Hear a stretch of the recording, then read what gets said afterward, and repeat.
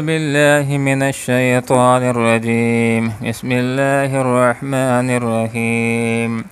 وأقم الصلاة طرفي النهار وزلفا من الليل إن الحسنات يذهبن السيئات ذلك ذكرى للذاكرين صدق الله العظيم سبحانك لا علم لنا إلا ما علمتنا إنك أنت العليم الحكيم واقیم اور قائم کیجیے الصلاۃ نماز طرفی النہار دن کے دونوں سروں پر وزلفاً اور ایک حصے میں من اللیل رات کے ان بے شک الحسنات نیکیاں یذہبن بہا کر کے لے جاتی ہیں السیئات برائیوں کو ذالک یہ ذکر یاد دہانی ہے للذاکرین نصیحت حاصل کرنے والوں کے لیے۔ سورہ ہود کے اختتام پر نبی اکرم صلی اللہ علیہ وسلم کو اور اہل ایمان کو یہ ہدایات دی جا رہی ہیں کہ آپ جو دین کا کام کر رہے ہیں، اللہ کا کام کر رہے ہیں، اقامت دین کا کام کر رہے ہیں، دعوت و تبلیغ کا کام کر رہے ہیں، اس راستے کے اندر تمہارے سامنے مشکلات بھی آئیں گی، مشکل امور بھی آئیں گے، اور لوگ تمہارے راستے کے اندر رکاوٹیں بھی ڈالیں گے، تو تمہارے لیے یہ بات ضروری ہوگی کہ صبر سے کام لینا ہے، حوصلے سے کام لینا ہے، اور ان تمام تر مشکلات کا مقابلہ صبر اور نماز کے ذریعے سے کرنا ہے، رب کے ساتھ اپنے تعلق کو مضبوط کرنا ہے، جس کی بنیاد کے اوپر تمہارے لیے اللہ کی بندگی کرنا آسان ہو جائے گا، دین کا کام کرنا آسان ہو جائے گا۔ تو ہدایت دی واقم اور قائم کیجیے الصلاۃ نماز کو طرفی النہار دن کے دونوں سروں پر۔ مفسرین حضرات کی یہ رائے ہے کہ دن کے دونوں سروں سے مراد ایک صبح کی نماز ہے، ایک مغرب کی نماز ہے، وزلفا من اللیل، اور اس سے عشاء کی رات مراد، عشاء کی نماز مراد ہے، اس لیے کہ 5 نمازیں معراج کے موقع کے اوپر فرض ہوئی تھیں، اور وہ واقعہ اس کے بعد کا ہے۔ ان الحسنات بے شک نیکیاں یذہبن بہا کر کے لے جاتی ہیں سیئات برائیوں کو۔ مفسرین حضرات کی یہ رائے ہے کہ عموماً نیکیاں کرنے کی وجہ سے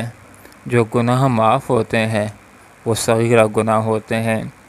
جہاں تک کبیرہ گناہوں کی بات ہوتی ہے تو ان سے نکلنے کے لیے شرعی طریقے سے توبہ کرنا ضروری ہوتا ہے، اور توبہ کا شرعی طریقہ یہ ہوتا ہے کہ انسان جو گناہ کر رہا ہے اس پر پشیمان ہو، نمبر 2 اس کو چھوڑ دے، اور نمبر 3 آئندہ زندگی کے اندر نہ کرنے کا پختہ عزم کر لے۔ ہاں اگر پھر گناہ ہو جاتا ہے تو دوبارہ سے پکی توبہ کر لے۔ گناہ کا تعلق بندے کے ساتھ ہے تو اس سے بھی معاملے کو صاف کرے۔ اگر کوئی گناہ ایسا ہے کہ اس کی تلافی ہو سکتی ہے تو اس گناہ کی تلافی بھی کرے۔ جیسے نماز نہیں پڑھتا تھا، گناہ کبیرہ ہے، احساس ہو گیا، توبہ کر لے تو نماز نہ پڑھنے کا گناہ تو معاف ہو جائے گا، لیکن اس گناہ کی تلافی کرنی ہے، اور اس کی صورت یہ ہوگی کہ گزشتہ زندگی کی نمازوں کو قضا کرتا چلا جائے، تو یہ اس گناہ کی، نماز نہ پڑھنے کے گناہ کی تلافی ہو جائے گی۔ اور اگر کوئی گناہ ایسا ہے کہ اس کی تلافی ہو نہیں سکتی ہے، گانے سنتا تھا، فلمیں دیکھتا تھا، تو توبہ کر لینا ہی کافی ہے۔ جہاں تک اس بات کا تعلق ہے کہ نیکیاں کرنے کی وجہ سے گناہ معاف ہو جاتے ہیں، تو مفسرین حضرات یہ وضاحت کر لیتے ہیں کہ اس سے وہ گناہ معاف ہوتے ہیں جو گناہ صغیرہ گناہ ہوتے ہیں۔ ان الحسنات بے شک نیکیاں یذہبن بہا کر لے جاتی ہیں السیئات برائیوں کو، جیسے کہ حدیث کا مفہوم ہے۔ آپ صلی اللہ علیہ وسلم نے ارشاد فرمایا کہ ایک آدمی جو حج کر لیتا ہے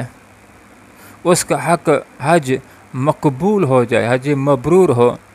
تو حج سے ایسے ہی لوٹتا ہے جیسے کہ آج اس کی ماں نے اس کو دنیا کے اندر لایا ہے۔ اسی طرح روایت کا یہ مفہوم ہے کہ انسان جب ایک نماز پڑھ لیتا ہے اور اس کے بعد جب دوسری نماز کو پڑھتا ہے تو بیچ میں جو صغیرہ گناہ ہوتے ہیں تو ان نمازوں کی برکات کی وجہ سے وہ معاف ہو جاتے ہیں۔ اسی طرح روایت کا یہ مفہوم ہے کہ ایک انسان جب وضو بناتا ہے تو جب ہاتھوں کو دھوتا ہے تو ہاتھوں کے گناہ گر جاتے ہیں، جب منہ کو دھوتا ہے تو منہ کے گناہ گر جاتے ہیں، جب بازوؤں کو دھوتا ہے تو بازوؤں کے گناہ گر جاتے ہیں، اور جب پاؤں کو دھوتا ہے تو پاؤں کے گناہ پوروں سمیت وہ گناہ نیچے گر جاتے ہیں۔ اسی طرح روایات کا یہ مفہوم ہے کہ ایک آدمی کہ جو رمضان کے روزے رکھتا ہے، ایمان کی کیفیت کے ساتھ ثواب کی نیت سے اس کے گزشتہ سارے گناہ معاف کر دیے جاتے ہیں۔ جو آدمی تراویح کی نماز کو ادا کرتا ہے ایمان کی کیفیت کے ساتھ اور ثواب کی نیت سے، اس کے گزشتہ سارے گناہ معاف کر دیے جاتے ہیں۔ جو آدمی لیلۃ القدر کے اندر قیام کرتا ہے ایمان کی کیفیت کے ساتھ ثواب کی نیت سے، اس کے گزشتہ سارے گناہ معاف کر دیے جاتے ہیں۔ تو یہاں پر اللہ تعالیٰ نے اسی چیز کی طرف اشارہ فرمایا، ان الحسنات، بے شک نیکیاں، یذہبن، دور کر دیتی ہیں، السیئات، برائیوں کو۔ مفہوم یہ بھی ہوا کہ ایک انسان سے اگر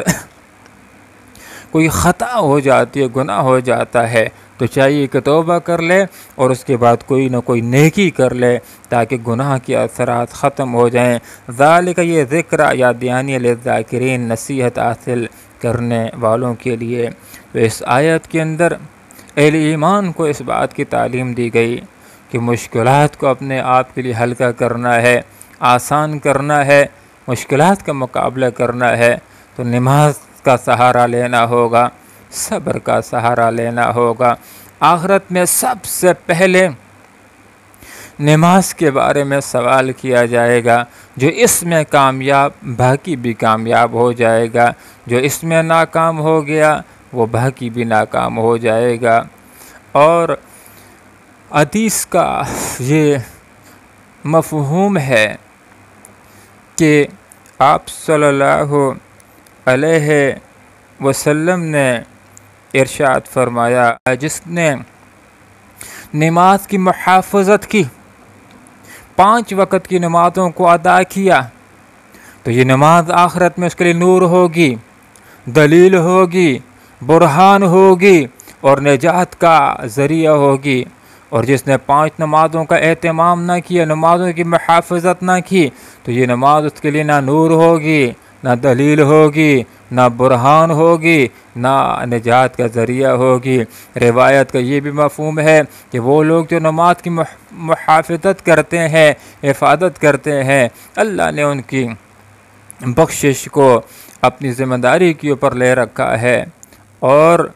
وہ لوگ کہ جو نماز کی محافظت نہیں کرتے ہیں، اللہ نے ان کی بخشش اپنی ذمہ داری پر نہیں لی ہے، چاہے گا تو معاف فرما لے گا اور اگر چاہے گا تو نہیں معاف کرے گا۔ اللہ رب العالمین سے دعا کرتے ہیں کہ اللہ تعالی اخلاص کے ساتھ 5 وقت کی نمازوں کو خشوع و خضوع کے ساتھ، جماعت کے ساتھ پڑھنے کی توفیق عطا فرمائے، آمین۔ وآخر دعوانا ان الحمد للہ رب العالمین۔